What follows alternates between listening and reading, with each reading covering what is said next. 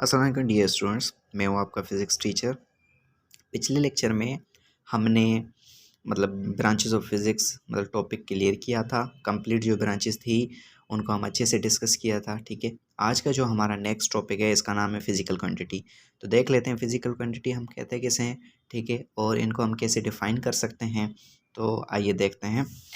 अब हमारा जो टॉपिक है उसका नाम है फ़िज़िकल क्वांटिटीज़। ठीक है, तो अब हमारा जो फ़िज़िकल क्वांटिटी है इनके अंदर हम सबसे पहले देख लेते हैं क्वांटिटीज़ का मतलब क्या होता है। ठीक है, ये हमें पता होना ज़रूरी है कि क्वांटिटीज़ हम कहते किसे हैं। ठीक है, तो क्वांटिटीज़ हम किसी न किसी नंबर को कहते हैं, किसी न किसी हम नंबर को कहते हैं। ठीक है, तो अब नंबर हमारे पास वो कौन से हो सकते हैं। फॉर एग्ज़ाम्पल हमारे पास नंबर हैं 1 2 3 4 अप टू 9। ठीक है, तो ये हमारे पास कोई ना कोई नंबर्स हैं।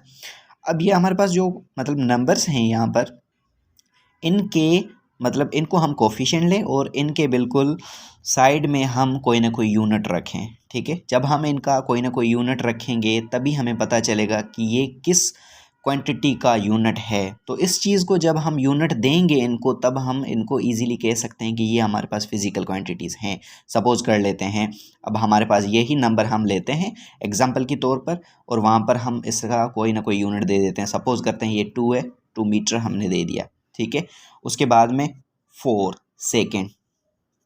ठीक है, उसके बाद में 9 किलोग्राम। ठीक है, तो अब ये जो हमारे पास ये नंबर्स हैं इनका हमने कोई ना कोई यूनिट दे दिया है, तो हमें अब समझ में आ रहा है कि ये हमारे पास 2 मीटर लेंथ को शो कर रहा है। ठीक है, मीटर लेंथ का यूनिट होता है। उसके बाद में सेकेंड टाइम को शो कर रहा है। उसके बाद में किलोग्राम, हमारे जहन में यही आ जाता है कि मास का जिक्र कर रहा है। तो अब हमें ये जो समझ में आ रहे हैं ना, ये किस किस क्वांटिटी के यूनिट्स यहाँ पर शो कर लिख रहा हूँ मैं, उसके बाद में हमें समझ में आ रहा है, हमारे जहन में वही एग्जांपल्स आ रहे हैं। तो इन एग्जाम्पल को देखकर इनके यूनिट रखने के बाद हमें समझ में आता है कि हाँ, हम इसको फिज़िकल क्वांटिटीज़ कहते हैं। तो हम इनकी डेफिनेशन लिख लेते हैं। इसकी डेफिनेशन क्या होनी चाहिए?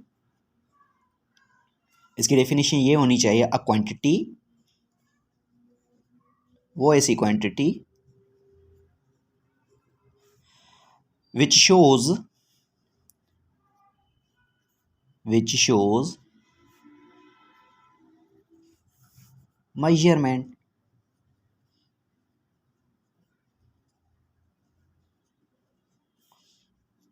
with the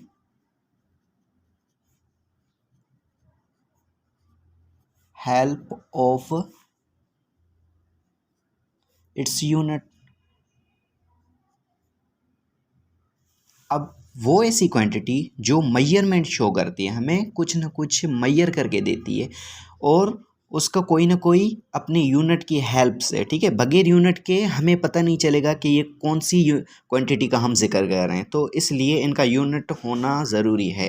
ठीक है, तभी हमें पता चलेगा कि हाँ, हम फलां जो हमारे पास क्वांटिटी है उनका हम जिक्र कर रहे हैं। ठीक है, अब उसके बाद में हमारे पास थोड़ा देख लेते हैं जी। ये जो हमारी फिज़िकल क्वांटिटी है दो हिस्सों में डिवाइड हो जाती है।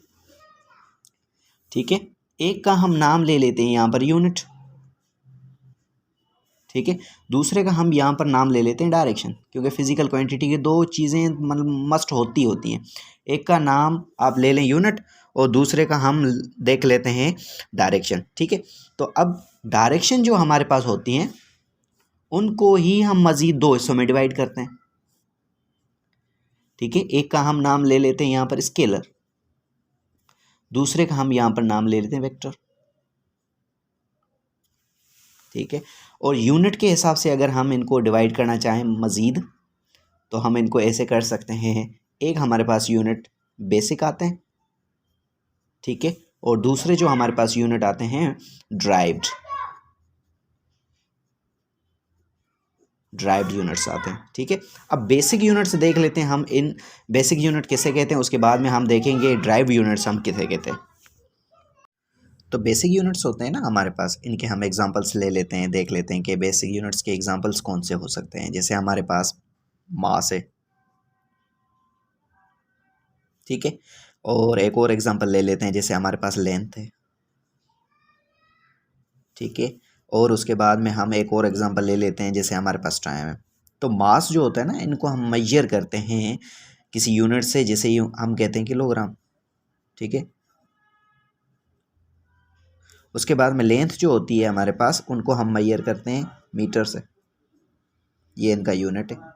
टाइम जो होता है हमारे पास, उनको हम मेजर करते हैं सेकंड से, तो ये सेकंड जो होता है ये इनका यूनिट होता है, ठीक है।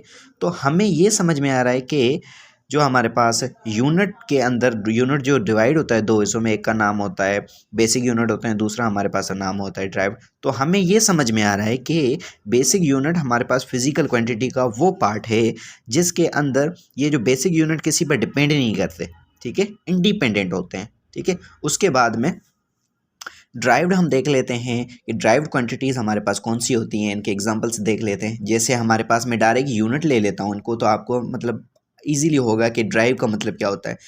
वर्ड जो ड्राइव है इसका मतलब ये होता है कि किसी चीज़ से लेना। तो मतलब ये जो हमारे पास यूनिट बनते हैं या क्वांटिटीज़ बनती है, वो बेसिक जो क्वांटिटीज़ होती हैं इनसे बनती है, ठीक है। तो हमारे पास, जैसे हमारे पास मीटर पर सेकेंड, ठीक है। तो ये हमारे पास दो क्वांटिटी मतलब यूनिट्स बन रहे हैं। यूनिट बनने के बाद हमारे पास कोई ना कोई क्वांटिटी बन रही है, तो यहाँ पर हम मतलब मीटर पर सेकेंड हमारे पास दो क्वांटिटीज़ के यूनिट है। जैसे हमारे पास वेलोसिटी है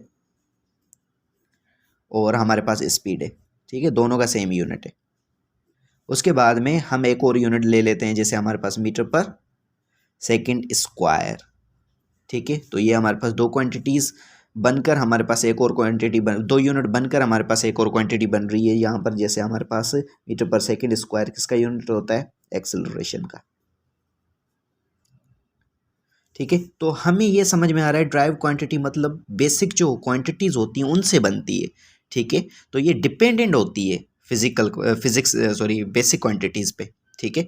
तो और ये हमारे पास यूनिट जो होते हैं मतलब इसी टाइप का। अच्छा, एक और यूनिट होता है, ठीक है, जैसे हम कहते हैं सप्लीमेंट्री यूनिट्स, ठीक है, लेकिन आपके बुक में वहाँ पर कोई मतलब जिक्र नहीं है। तो उनके जो यूनिट्स होते हैं ना, मतलब वो जो क्वांटिटी होती है सप्लीमेंट्री, उनके कोई यूनिट मतलब नहीं होते, मतलब डायमेंशन लेस होते हैं, ठीक है। तो वो आपके बुक में नहीं दिए हुए, तो हम यहाँ पर ज़्यादा उनको डिस्कस नहीं कर रहे, ठीक है। आपके बुक में सिर्फ बेसिक क्वांटिटीज़ और ड्राइव क्वांटिटीज़ का ही जिक्र है।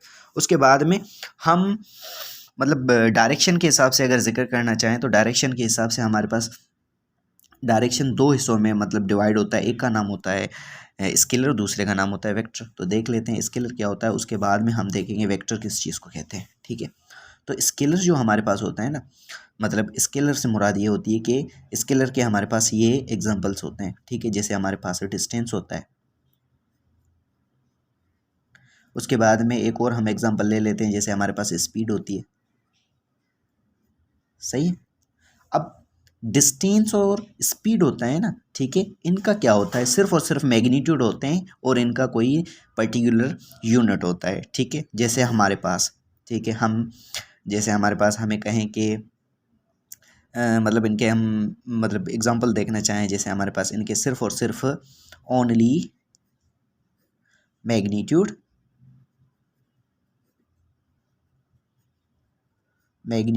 विथ यूनिट, ठीक है। अब वेक्टर को अगर हम देखना चाहें, तो इसके हमारे पास एग्जांपल्स होते हैं। जैसे हमारे पास डिस्प्लेसमेंट होता है, ठीक है, और एक और जैसे हमारे पास वेलोसिटी होती है, ठीक है, जैसे हमारे पास एक्सेलरेशन होती है, ठीक है। इसी तरह मतलब मज़ीद एग्जांपल्स हैं, लेकिन इनके अंदर हमारे पास मैग्नीट्यूड तो होता है, इसके अंदर मैग्नीट्यूड होता है, लेकिन इसके अंदर डायरेक्शन भी होता है, ठीक है। और डायरेक्शन के मैग्नीट्यूड के साथ साथ इसके यूनिट्स भी होते हैं, ठीक है। मतलब डायरेक्शन के हिसाब से हमारे पास स्केलर क्वांटिटी होते हैं ना, मतलब डायरेक्शन के हिसाब से हमारे पास दो हिस्सों में ये डिवाइड हो जाते हैं। एक का नाम है स्केलर, दूसरे का वेक्टर। स्केलर में मतलब इनका सिर्फ मैग्नीट्यूड और उसके मतलब यूनिट होते हैं।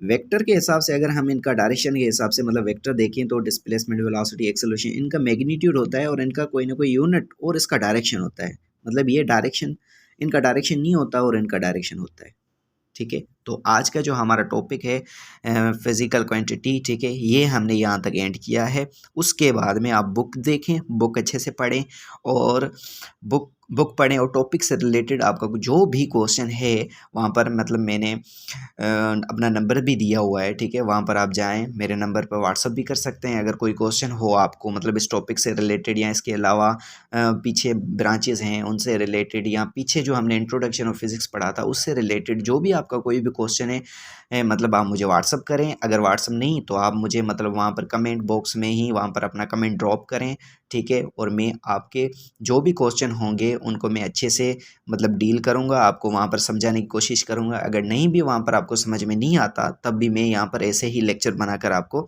ठीक है, समझाऊँगा।